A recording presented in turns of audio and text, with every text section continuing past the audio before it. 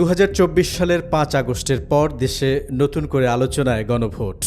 গণভোট আসলে কি, কেন গণভোটের আয়োজন করা হয়, দেশের ইতিহাসে এখন পর্যন্ত কতবার গণভোট হয়েছিল, ফলাফলই বা ছিল কেমন।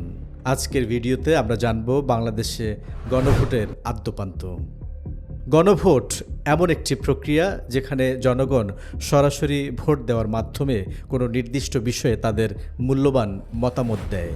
জাতীয় গুরুত্বপূর্ণ কোনো সিদ্ধান্ত গ্রহণের প্রক্রিয়া এটি। জনমত যাচাইয়ের জন্য গণভোটকে একটি গুরুত্বপূর্ণ মাধ্যম হিসেবে ধরা হয়। ব্যালটে হা অথবা না ভোটের মাধ্যমে গণভোট দেয়া হয়।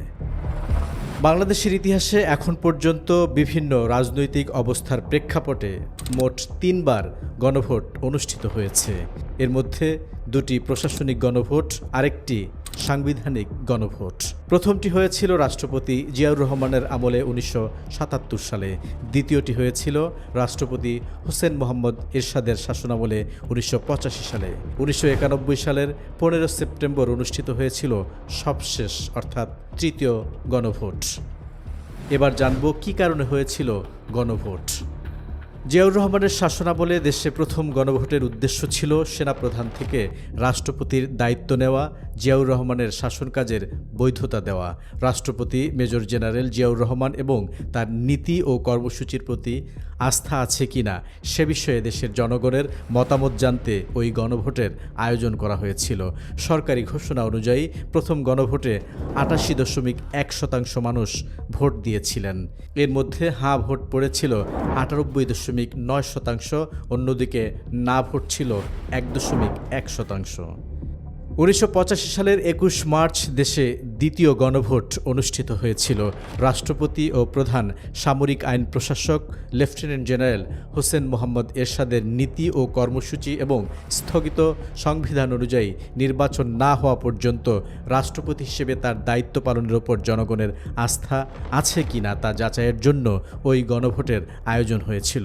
দ্বিতীয় গণভোটে ভোট পড়েছিল ৭২.২%, এর মধ্যে হা ভোট ছিল ৯৪.৫% আর না ভোট ছিল ৫.৫%। গণ আন্দোলনে ১৯৯০ সালের ৬ ডিসেম্বর পদত্যাগ করেন সামরিক শাসক এইচ.এম. এরশাদ। ১৯৯১ সালের ২৭ ফেব্রুয়ারি অনুষ্ঠিত পঞ্চম সংসদ নির্বাচনে বিজয়ী হয় বিএনপি। ১৬ বছরের রাষ্ট্রপতি শাসিত সরকার ব্যবস্থা থেকে প্রধানমন্ত্রী শাসিত সংসদীয় পদ্ধতির সরকার প্রতিষ্ঠার জন্য ১৯৯১ সালের ৬ আগস্ট মধ্যরাতে সর্বসম্মতিক্রমে সংসদে বিল পাস হয়। সংবিধানের দ্বাদশ সংশোধনীতে রাষ্ট্রপ্রধানের দায়িত্বে থাকা বিচারপতি শাহাবুদ্দিন আহমদ সম্মতি দেবেন কিনা সে প্রশ্নে দেশব্যাপী গণভোট আয়োজনের সর্বসম্মত সিদ্ধান্ত হয়েছিল। দেশের ইতিহাসে অনুষ্ঠিত সেই তৃতীয় গণভোটে ভোট পড়ে ৩৫.২%।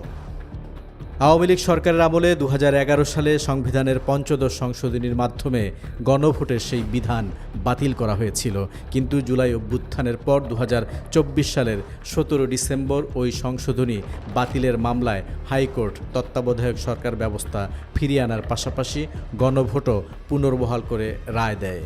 সেই রায় কেউ চ্যালেঞ্জ না করায় গণভোট আয়োজনে এখন কোনো বাধা নেই।